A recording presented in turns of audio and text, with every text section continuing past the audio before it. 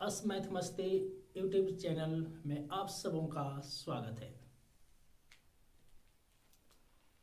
आज के वीडियो में हम लोग क्लास 10th का सब्जेक्ट मैथ में प्रश्नावली 7.2 का प्रश्न क्रमांक 4 देखेंगे।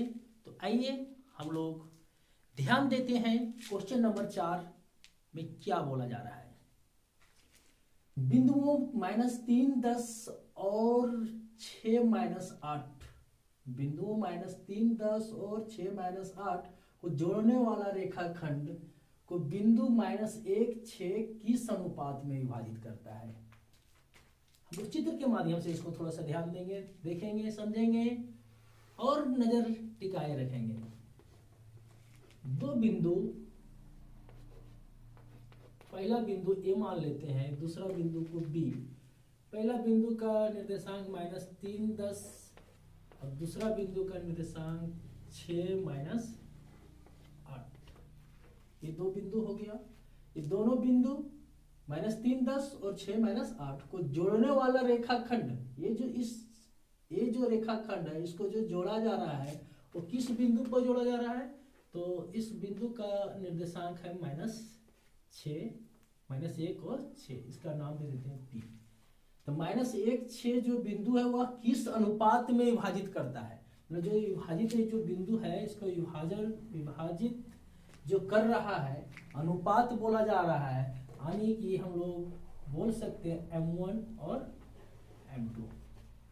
यदि किसी भी क्वेश्चन में अनुपात ज्ञात करने के लिए कहा जाए तो अनुपात के मतलब हम लोग समझेंगे, जानेंगे कि M1 और M2 के विषय में बोला जा रहा है। इसके पिछला वीडियो में भी आप देखे होंगे, तो उसमें से गौर करने वाली बातें हैं कि उसमें से क्या रहता था, वीडियो में क्या बोल था क्वेश्चन में। जैसे क्वेश्चन नंबर 7.2 का क्वेश्चन नंबर 1 देखा जाए, 2 देखा जाए तो उसमें से अनुपात दिया हुआ रहता था 2:3, 1:2, 3:2 और एक रेखाखंड के 2 बिंदु रहता था, उसको जोड़ने वाले बिंदु का निर्देशांक ज्ञात करने के लिए बोला जाता था, यानी कि x और y का मान ज्ञात करने के लिए बोला जाता था। जस्ट उसका उल्टा इस क्वेश्चन में दिया हुआ है कि जोड़ने वाला बिंदु का निर्देशांक दिया हुआ है, अब बोला जा रहा है कि इसको ये जो रेखाखंड है वो किस अनुपात में विभाजित हो रहा है, तो किस अनुपात में विभाजित हो रहा है, यानी M1 और M2 का मान क्या होगा। तो M1 और M2 का मान ज्ञात करने के लिए हम लोग सेम सूत्र, विभाजन सूत्र का ही प्रयोग करेंगे। तो देखते हैं हम लोग कैसे हल होगा, कैसे M1 और M2 का मान निकलेगा।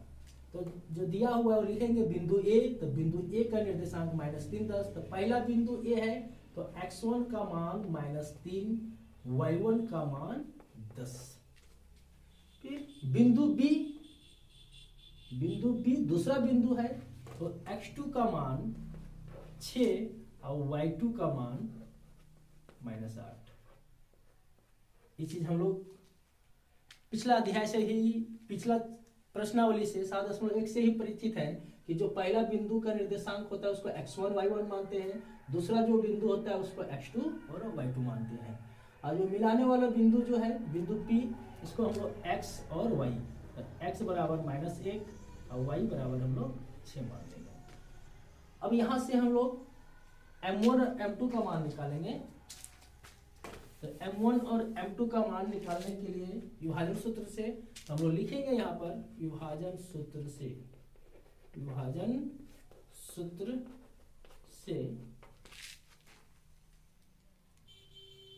x बराबर विभाजन सूत्र का फॉर्मूला माइंड में होगा सभी का। यदि सूत्र याद नहीं है तो फिर मैथ का सॉल्यूशन करना बहुत टफ है, इसलिए math is the main power, is the formula. यदि फॉर्मूला याद है तो मैथ का हर क्वेश्चन आप आसानी से सॉल्व कर सकते हैं, समझ सकते हैं, आगे बढ़ सकते हैं। यदि आपको फार्मूला में प्रॉब्लम है, यदि फार्मूला यदि दिक्कत है, फार्मूला याद नहीं हो रहा है, फार्मूला प्रूव नहीं कर पा रहे हैं, तो सोल्यूशन करने में बहुत दिक्कत होगा। इसलिए यदि मैथ को आप इजी बनाना चाहते हैं, आसान बनाना चाहते हैं, तो उसका एक ही मंत्र है सूत्र। यदि आपका सूत्र रेडी है तो आपका सोल्यूशन भी रेडी है। इसलिए कभी भी आप सोल्यूशन से पहले आप अपने सूत्र पर फोकस करेंगे। तो विभाजन सूत्र का फॉर्मूला x बराबर हम लोग देखेंगे m1 x2 plus m2 x1 बटे m1 प्लस m2। विभाजन सूत्र का x बराबर फॉर्मूला हो गया। अब यहाँ से हम लोग सबका मान बैठाएंगे। तो x का मान हम लोग देख रहे हैं कि -1, तो x के नीचे हम लोग मान रखेंगे -1 बराबर m1 x2। तो m1 का मान तो हम लोगों को पता नहीं है, निकालना है, तो m1 के नीचे हम लोग m1 ही लिखेंगे। और m1 और x2 के बीच में देखा जाए किसी प्रकार का चिन्ह नहीं दिख रहा है, मतलब गुणा का चिन्ह, मल्टीपल का चिन्ह। x2 का मान 6, तो हम 6 लिखेंगे। सूत्र में प्लस का चिन्ह है तो यहाँ भी प्लस देंगे। फिर m2 x1, तो m2 का मान हम लोगों को निकालना है, तो m2 के स्थान पर m2 ही लिखेंगे, गुने x1 का मान -3, तो माइनस है तो इसको हम ब्रैकेट में ले लेंगे -3, राइट। बटे का चिन्ह है, बटे m1 प्लस m2। तो m1 का मान नहीं पता है, ना ही m2 का मान पता है, तो उसके स्थान पर सेम हम लोग लिख देंगे m1 प्लस m2। आगे बढ़ेंगे हम लोग। -1 बराबर m1 गुने 6। m1 गुने 6 क्या हो जाएगा? m1 को 6 से गुना करेंगे तो 6m1। इसके पहले आप गुना करने का तरीका समझ ले होंगे कि गुना आखिर कैसे किया जाता है। जैसे 2 गुने x तो 2x, यही नहीं x गुने 2 तो x2 नहीं लिखते हैं, इसको सीधा करके हम लोग लिख लेते हैं 2x। तो कोई भी चर या अचर संख्या को गुना किया जाए तो हम लोग गुना यदि सीधा हो जाता है तो हम लोग गुना कर देते हैं, यदि गुना नहीं होता है दोनों के बीच तो हम लोग सीधा करके लिख देते हैं। सेम काम इसमें से हम लोग करेंगे।